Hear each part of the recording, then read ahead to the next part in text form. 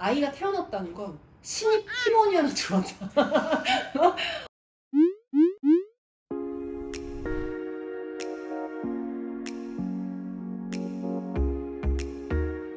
플레이 컴퍼니의 강윤정 대장이고요. 보통 이제 대장이라고 많이 불러주고, 그리고 저희 회사는 교육 회사고 조금 특이하게 저희는 교육 겸 디자인 하는 회사라고 저희의 어떤 업을 정의를 하고 있습니다. LG 계열사 회사 대기업을 이제 오래 다녔고, 그래서 되게 회사를 나왔고, 그리고 이제 그때 임신을 하고 있었던 상태였어요. 그래서 그냥 아기 낳고 그냥 재밌게 살아야겠다라고 생각해서 아이를 낳죠. 3개월 정도 동안 이제 아이를 키웠는데 이건 아닌 거예요. 아이를 키운다는 것은 그것도 하루 종일 붙어서 독방 육아를 한다는 건 정말 엄청난 일이구나. 일을 다시 하고 싶은데 문제는 회사를 가고 싶진 않은 거예요. 그래서 이제 회사를 차려야겠다라고 정말로 너무 무식했던 거죠.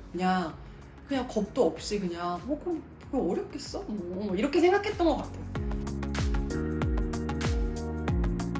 해외에 정말 재미있는 워크숍들이 많거든요. 이제 그런 워크숍들을 한번 해보고 싶다는 생각이 들어서 덴마크의 크리에이티브 리더십 워크숍이라는 좀 되게 독특한 워크숍을 알게 돼서 리더십이라고 하는 주제를 레고 블록을 가지고 해요. 근데 그 컨셉이 너무 마음에 들었어요.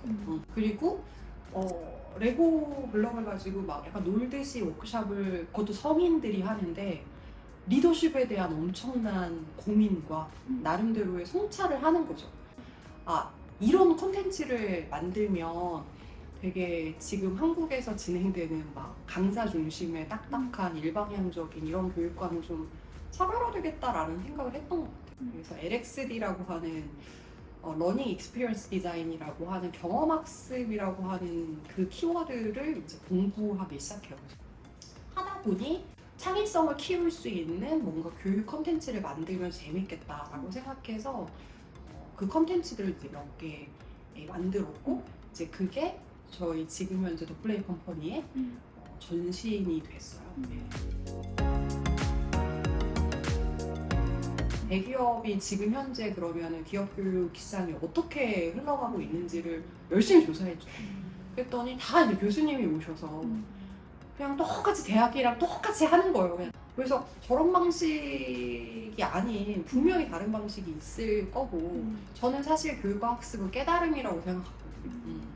그 인사이트라고 하는 영역까지 넘어가기 위해서는 손발을 더럽히고 고민을 하는 포인트가 개인의 개입이 들어가줘야 되는데, 강사 중심의 강의는 개인의 개입이 안 들어가요. 그냥 듣는 거거든요. 근데 게이미피케이션을 교육이라고 하는 이제 분야에 적용을 한 컨텐츠를 이제 만드는 건데, 여기서는 반드시 본인이 들어가야 되거든요. 개인이 들어가면 뭐가 있냐면 개인의 과정과 결과값이 있고, 그것을 같이 게임을 한 친구들, 동료들하고 피드백을 주고받을 수 있고요. 다른 팀의 결과와 비교할 수 있어요. 그리고 이거를 어떤 특정 이론이나 모델 학습과 연결 지어서 현업에서 어떻게 그럼 진짜로 적용을 해볼 건가까지 고민할 수 있거든요. 그래서 이런 방식이 훨씬 제가 볼 때는 효율적이고 효과적이라고 생각했고, 무엇보다 재밌기 때문에.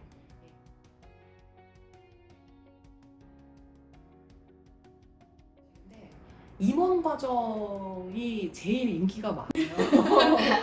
차부장님 이상의 특히나 이제 임원분들은 흔히 말해서 보드게임조차 한 번도 해본 적이 없는 세대니까 이런 걸 하면 이제 미치죠.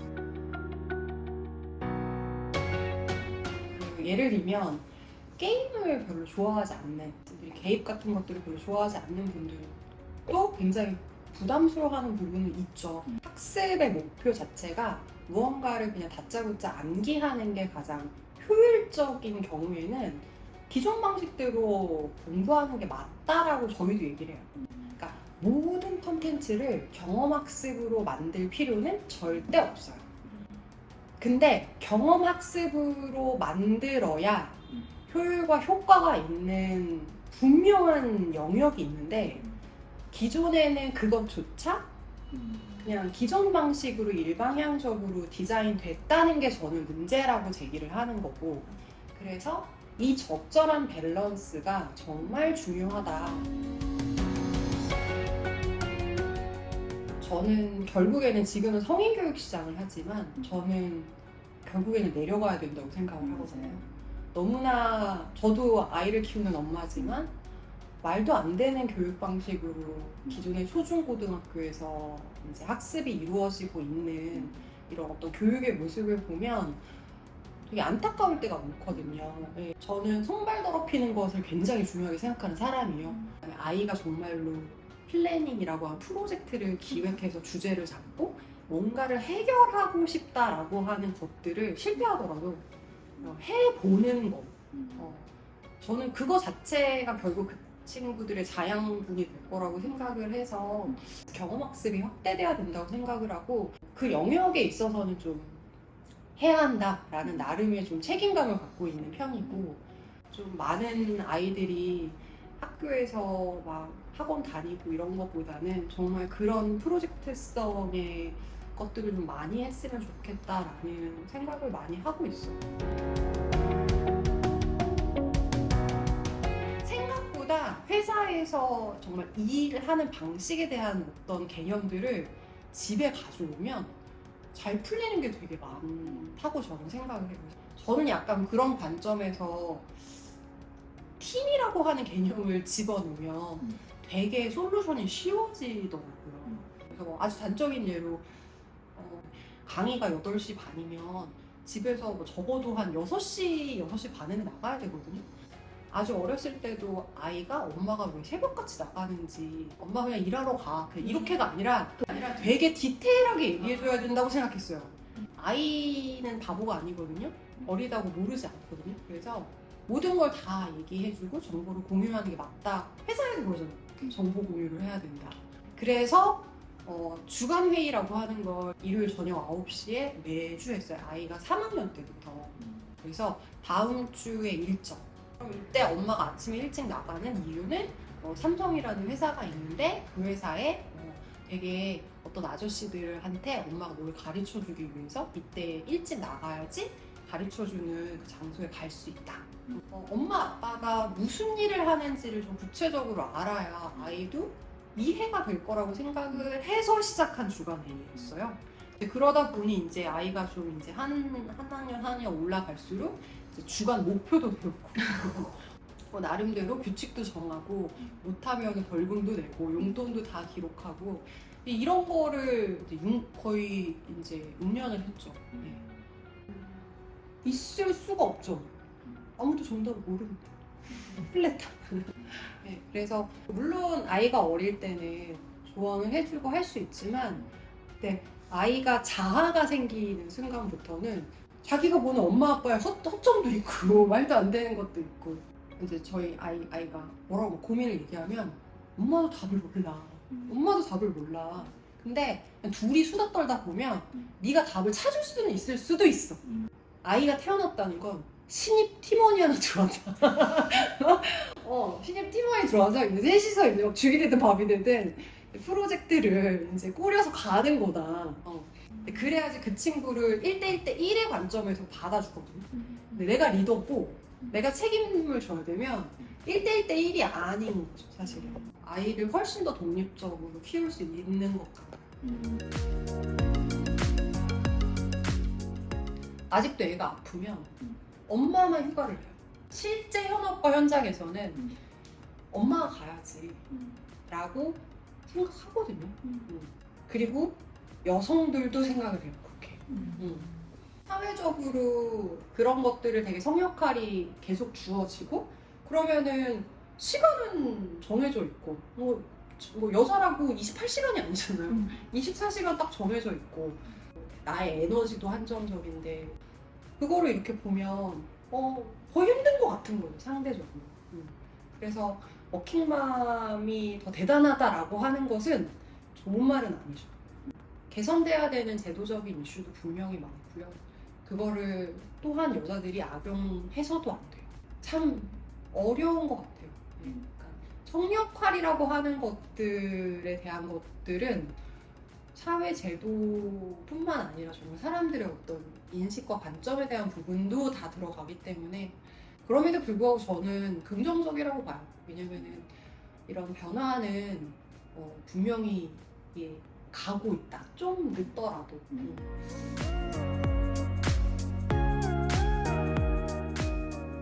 다 잘할 수 없다. 완벽하게 되게 잘하려고 막 내 거는 예뻐야 된다고 자꾸 생각을 하니까 기준치가 너무 높다.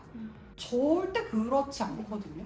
아이들은 알아서 잘 예쁘게 크고 그냥 부모가 생각만 똑바르고 정말로 사랑만 줄 수 있으면은 뭐 외부의 이모님의 도움을 받든 그러니까 같이 할 것들에 대한 고민을 더 많이 해야 되는데 완벽할 수 없고 완벽하지도 못하기 때문에 부담이나 이런 걱정을 사서 할 필요가 있나. 과연 도대체 아이를 키우는 것에 대한 완벽한 준비라는 건 과연 뭐냐는 거죠. 저는 오히려 역으로 물어보고 싶어요.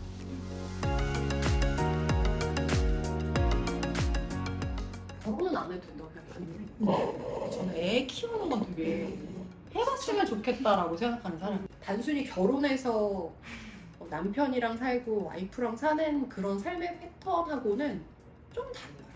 레벨우가 달라요. 진짜 그렇게 말해요. 기본적으로 책임, 그 다음에 공감, 그 다음에 자기 세계관이 아닌 또 다른 세계관을 어쨌든 보거든요.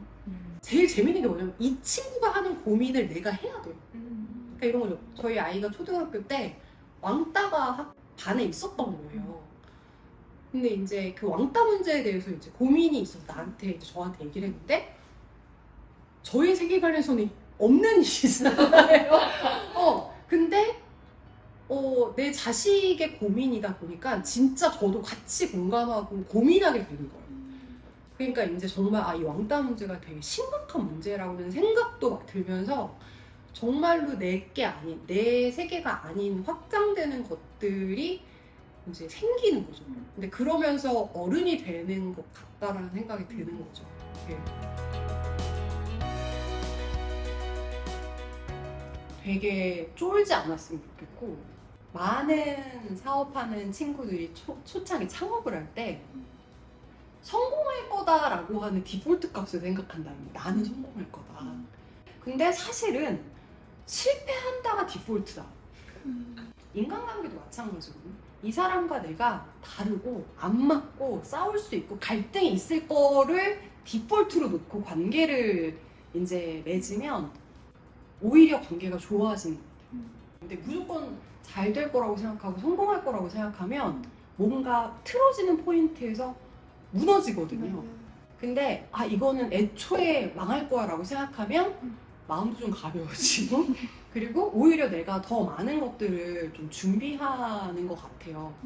저는 되게 언더독의 바닥부터 시작했어요. 정말로 바닥부터 시작을 했는데 그러니까 저는 되게 가벼운 마음으로 어차피 난 모르고 무식하면 용감하다고 그냥 해보지 뭐 망하면 뭐 잃을 게 없으니까 이런 마음으로 하면 되게 많은 도전과 경험을 할 수 있는데 친구들을 보면 잘 해야 된다. 어떻게든 예쁘게 그러니까 이거를 디폴트로 생각하면 오히려 막 부담이 더 많이 되고 잘못하면 안 될 것 같고 생각하는 것 같아요. 그래서 오히려 좀 쫄지 말고 마음 되게 가볍게 생각하고 망하는 거지 뭐 라는 마음으로 그냥 가는 게 더 많은 걸 얻을 수 있다라고 저는 생각해요. 그래서 한 살이라도 젊을 때 자기가 결국에는 방점을 찍을 수 있는 인사이트를 뭐에 두느냐에 따라서 그게 되게 허비한 게 되는지 아닌지가 결정이 되는데 20대는 그 5, 6년은 그냥 그렇게 쓰라고 있는 5, 6년이라고 생각해요. 5, 6년이라고 생각해요. 정말 솔직히 말하면 너무 조급해하지 마라. 그리고 그냥 밑바닥부터 해라. 네. 그래서 중요한 거는 뭐 내가 스타트업에 들어가든 아니면 프리랜서로 뭔가 하고 싶은 걸 하든 뭘 하든 어쨌든 결정을 한번 했으면 그건 열심히 해요. 저는 정말 회사 다닐 때 열심히 살았어요.